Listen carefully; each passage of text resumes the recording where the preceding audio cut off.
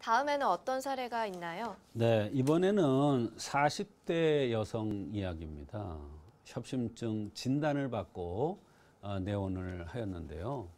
이분이 가슴에 통증이 있어서 각종 검사를 했는데 원인이 나오지를 않는다는 이야기를 하는 것입니다. 그런데 제가 진찰을 하는 가운데 담낭을 제거한 그러한 경력이 있다는 것을 알았습니다. 그래서 담낭을 제거한 수술 후에 오는 담열에 의한 협심증으로 보고 시경반화탕이라는 약을 투여했는데 좋아진 경우가 있어서 소개를 합니다. 네, 가슴이 여러 가지로 불편하셨다고 하는데요. 증상도 소개해 주시죠. 당황하거나 스트레스를 받으면 가슴이 뛰고 싸한 느낌이 들면서 바늘침 같은 것으로 찌르는 것 같은 이러한 통증이 나타난다고 했습니다.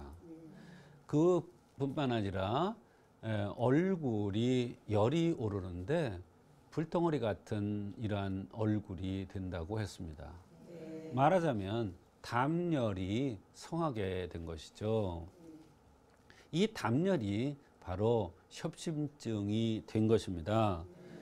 응급실을 갔을 만큼 심각하고 여러 가지 증상이 있었는데 호흡이 가쁘면서 가슴이 답답하고 큰 숨을 쉬고 불안해서 대중교통을 잘 탈 수가 없다고 했습니다. 폐쇄된 공간도 갈 수가 없다고 했고요. 폐소공포증 같은 증상도 동반이 됐는데요. 제가 보기에는 심리적인 부분을 먼저 치료해야 되지 않을까 싶었는데요. 박사님께서는 담낭을 제거한 흠을 보완해 주셨어요. 그렇습니다. 증상으로 볼 때는 폐쇄된 공간도 못 가지, 대중교통도 못 하지, 어디 갇힌 데 가면 굉장히 두려운 마음이 들지 이러니까 당연히 정신적인 부분을 먼저 치료해야 될 것 같으나 흠이 있으면 그 흠을 보완해주면 그와 같은 정신적인 질환들도 치료된다는 것이 한의학적인 원리입니다. 이분은 이러한 가슴의 통증이라든지 여러 가지 증상들이 나타나니까 심장 초음파와 심전도 검사도 했고 다른 여러 가지 검사를 했는데 아무것도 나오지 않았어요. 그러나 한의학에는 원칙이 있습니다. 어떤 수술을 하거나 수술한 뒤에는 반드시 그 수술한 흠을 보완해 주라 하는 그러한 이론이 있습니다. 더군다나 담낭을 떼어내거나 담석을 수술한 이런 사람들은 그 곳은 떼어냈지만 원인은 그대로 있는 거예요. 원인은 담열에서 오는 거예요. 그래서 이 사람이 심장의 통증으로 나타났고 얼굴이 뻘겋게 달아오르는 이러한 현상으로 나타났던 것입니다.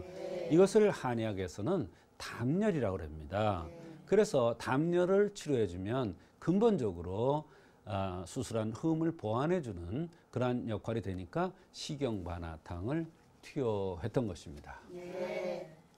물론 증상이 심하면 수술을 하는 것도 하나의 방법이지만요. 수술을 하기 전에 한방 치료를 해보시는 것도 좋겠습니다.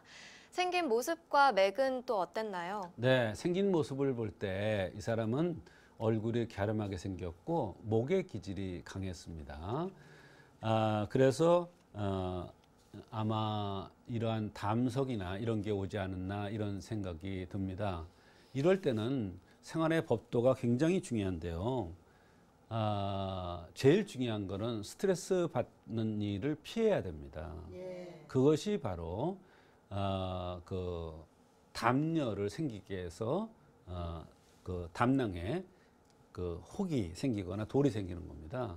그래서 이런 환자일수록 생활의 법도를 잘 지켜서 평소 스트레스 받지 않고 즐거운 일을 찾을 수 있도록 노력하는 그러한 습관을 갖도록 하는 것이 중요할 것 같습니다.